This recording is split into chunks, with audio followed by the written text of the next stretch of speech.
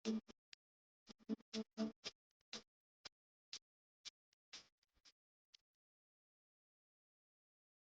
ખબર નથી કે કઈ રીતે શરૂઆત કરું, કારણ કે કંઈક થોડુંક અલગ કરવાની ઈચ્છા થઈ, વ્લોગિંગ બનાવવાની ઈચ્છા થઈ.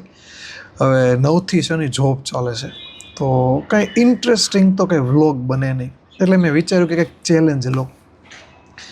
99 દિવસનો મેં પ્લાન કર્યો છે વ્લોગિંગ માટે, કે હું 99 દિવસ વ્લોગિંગ બનાવવા માટે મારી લાઈફમાં થોડો હું પુશ કરી મારી ક્ષમતાને વધારીશ.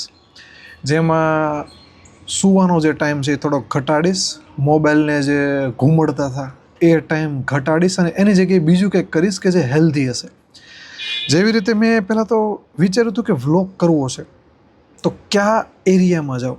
એટલે મેં વિચાર્યું કે ભાઈ થોડુંક પર્સનલ લાઈફ ઉપર જ જઈએ, અને એમાંય મેં મારા વાળ, સ્કિન, આખી બોડી, માઇન્ડ અને મારા દિલના થીગડાઓને ધ્યાનમાં રાખી અને વ્લોગિંગનું ચાલુ કર્યું છે, કે જેમાં મેં 99 દિવસનો વ્લોગિંગનો પ્લાનિંગ કર્યો છે. આ ગોલ છે, જો તમને દેખાતા હોય તો વિડીયો પોઝ કરીને તમે જોજો.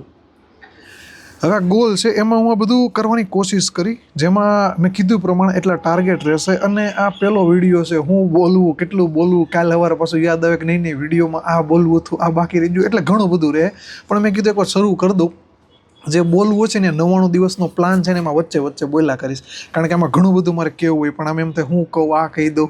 એટલે ટૂંકમાં એ બધું તમે 99 દિવસ મારી જોડે જોડાયેલા રહેશો, જો તમને ઈચ્છા આવે તો તમને ખરેખર કદાચ મજા આવશે, ન પણ આવે. અને આમાં મારો ટાર્ગેટ એ રહેશે કે મને જેટલા, હું ભરત નકુમ કે હું એક શિક્ષક છું, મને જેટલા ઓળખે છે ને વિદ્યાર્થીઓ, એ પોતાની ક્ષમતા વધારે ને એ એક મારો આમાં ટાર્ગેટ છે.